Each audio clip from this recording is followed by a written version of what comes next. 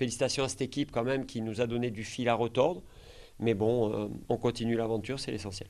Le contrat est rempli, mais les joueurs de Jean-Louis Garcia n'avaient vraiment pas de quoi fanfaronner samedi dernier au sortir de leur victoire laborieuse 1-0 contre Poissy, club de CFA2, pour leur entrée en Coupe de France.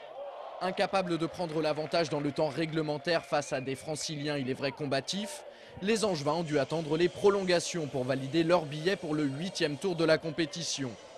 Et encore, il s'en est fallu d'un cheveu, ou plutôt d'une transversale salvatrice dans les ultimes secondes de la prolongation, pour que le sort de ce match se décide au cours d'une séance de tir au but.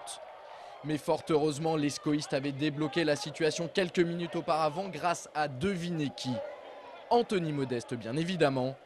La reprise de volée de l'international espoir version boulet de canon n'a laissé aucune chance au portier adverse. Jean-Louis Garcia avait souhaité une qualification confortable avec de la maîtrise. Il a dû se contenter du strict minimum. On a eu beaucoup de déchets techniques, on a raté pas mal de dernières passes, des coups francs bien placés, pas toujours bien tirés. On a pris le poteau en première mi-temps. Bon, donc voilà, on a conscience de tout ça. Malgré tout, nous sommes au prochain tour. Le SCO connaîtra le nom de son adversaire pour le 8e tour de la compétition mercredi prochain lors du tirage au sort qui se déroulera au siège de la Fédération française de football. 9e match et 9e victoire. Samedi soir, les Ducs d'Angers se sont imposés 9-5 face à Épinal. Une avalanche de réalisations pendant laquelle les joueurs d'Aquil Aimé ont maîtrisé leur avance. Les Ducs sont donc la seule équipe invaincue de ce championnat de Ligue Magnus. Ils sont même les seuls leaders avec désormais 3 points d'avance sur Rouen. Mardi, ils accueillent Brest en Coupe de France avant un gros déplacement samedi à Grenoble en Ligue Magnus. Notez qu'Aquil Aimé est l'invité de Sport 7.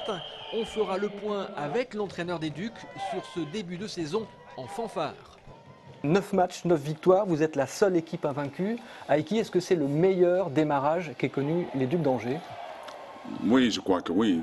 Je crois que c'est quelque chose d'exceptionnel. Arriver jusqu'à là sans défaite. Bon, nous avons perdu une fois dans la Coupe de la Ligue contre Rouen, mais à part de ça, c'est vrai que extraordinaire. C'est un peu un mystère peut-être pour les adversaires, comment jouer contre nous, parce que nous avons pas mal des options dans notre jeu et il y a pas mal de liberté aussi pour les joueurs à exprimer qu'est-ce qu'ils sont capables de faire. En basket, l'Étoile d'Or Saint-Léonard s'incline à la maison face à Boulogne. Une défaite d'un petit point, 74-75.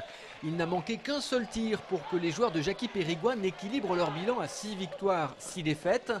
Malheureusement, leur mauvaise entame dans le premier quart-temps leur coûte le match. Saint-Léonard est aujourd'hui 10e de National 1. De leur côté, les joueurs de l'ABC stoppent leur début de mauvaise série. Après 2 défaites consécutives, ils s'imposent à Bayonne, 84-86. Handball, c'est fini pour les clubs du Maine-et-Loire en Coupe de France. Vendredi, Angers-Noyant s'est incliné à Saint-Cyr-les-Tours, 33-32.